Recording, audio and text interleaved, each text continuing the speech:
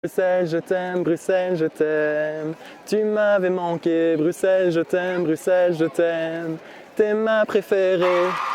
Bon, je vais arrêter ici parce que là, ça devient un carnage. Ce n'est pas une parodie du concert d'Angèle, mais c'est une vidéo surprenante aujourd'hui à Bruxelles que je vous propose. On va découvrir en chantant, on coupera peut-être ça au montage, on va découvrir le patrimoine, la Grand Place, les Galeries Royales Saint-Hubert, du chocolat et de la bière, tout ça pour faire que des heureux.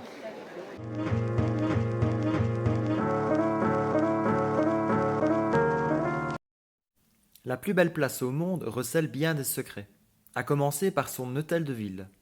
Celui-ci ne servit jamais de tour de guet, et ensuite, loin de là faut-il l'imaginer symétrique et construit tout d'une pièce.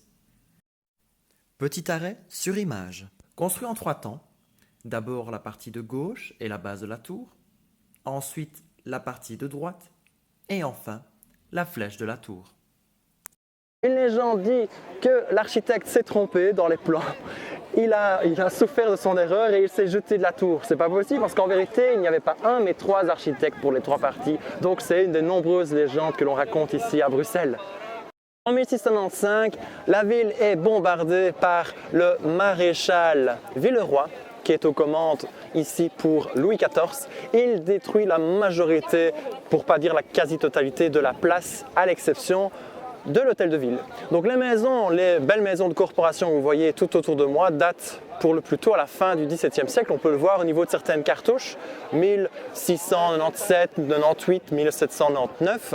Et certaines d'ailleurs ont été refaites dans le courant des siècles du XIXe siècle. C'est le cas notamment de la façade juste ici derrière moi qui fait le coin avec la rue qui descend.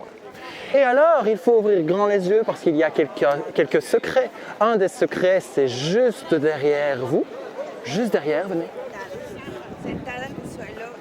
Juste là derrière, vous avez un grand bâtiment, la Maison des Ducs. Et en vérité, derrière cette façade uniforme, il y a 7 maisons cachées. Et dans une de ces maisons, Victor Hugo y a séjourné un mois, donc c'était en 1852 lorsqu'il prit la fuite. Donc il est en exil lorsque Napoléon III, le Second Empire, est en place en France. Il va loger un mois ici et c'est à Victor Hugo que l'on doit le qualificatif de plus belle place du monde. Victor Hugo après va déménager et va aller de l'autre côté de la place. Il y restera également quelques mois. Si vous posez la question, qu'y a-t-il au-dessus de l'hôtel de ville ? C'est la statue de Saint-Michel qui terrasse le dragon, le démon. Saint-Michel étant le protecteur de la ville. Et il est actuellement l'original dans le musée de la ville de Bruxelles. Alors je parle, mais je commence à avoir soif. Bonne idée, nous allons maintenant au musée de la bière. Il se trouve juste ici. Allez, venez.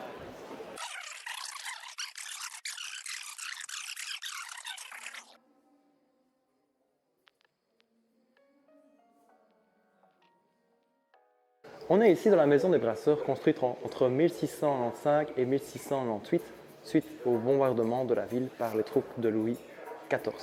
Ici c'est un musée, c'est l'ancien musée puisqu'il y a maintenant un nouveau musée, le Belgian Beer World, qui est à la Bourse. Mais donc ici nous sommes dans les caves de cet ancien bâtiment et je vais vous parler, donc on a des cuves, je vais vous parler du lambic, de l'alambic. C'est un type de bière bruxellois. L'alambic en fait c'est une bière qui va fermenter à l'air libre. Alors, on n'a pas besoin d'ajout de levure. La levure est présente naturellement dans l'air et dit-on ici en région bruxelloise, le long de la Seine et au sud-ouest également. Et donc, ça prend énormément de temps pour avoir une bière lambic. Ça peut prendre plusieurs années. Donc, c'est un problème de productivité.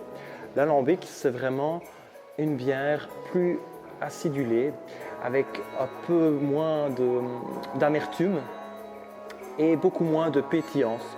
Donc c'est une bière particulière, c'est un style bruxellois. Nous avons donc la Gueuse, nous avons la Mort subite, nous avons l'Indemans Faro par exemple, pour ne citer qu'elles. Donc toutes sortes de bières que l'on trouve à l'origine uniquement à Bruxelles, mais qui se sont bien développées et que l'on trouve maintenant partout dans le monde. À jet de pierre de la Grand Place, en voilà un autre grand monument de Bruxelles. Inaugurées en 1847, les Galeries Royales Saint-Hubert sont, après le passage Lemonnier à Liège, les plus anciennes galeries du pays. De style éclectique avec sa grande verrière et ses petites boutiques, comment ne pas penser à Paris et à la belle époque ? Aujourd'hui encore, de très anciennes boutiques s'y trouvent, Et parmi celles-ci, Neuhaus, le très célèbre chocolatier belge. Je n'ai pas résisté et j'ai acheté ici quelques succulentes pralines. Alors en parlant de pralines, sachez que Jean Neuhaus Junior a créé celle-ci en 1912. Pour comprendre la création, il faut remonter en 1857. Ici, en 1857, ce n'est pas une chocolaterie, c'est une pharmacie, un apothicaire qui en fait enrobe ces médicaments, ces pilules de chocolat. Le but étant qu'elles soient plus agréables à mettre en bouche.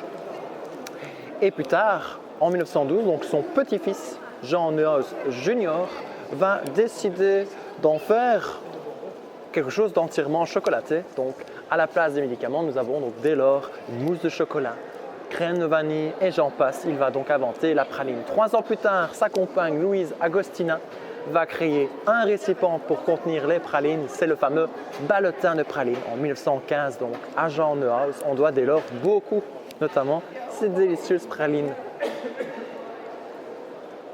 Et nous voici déjà à la fin de cette balade à travers les rues de Bruxelles. Si vous souhaitez découvrir davantage Bruxelles, sachez que prochainement je proposerai des balades guidées.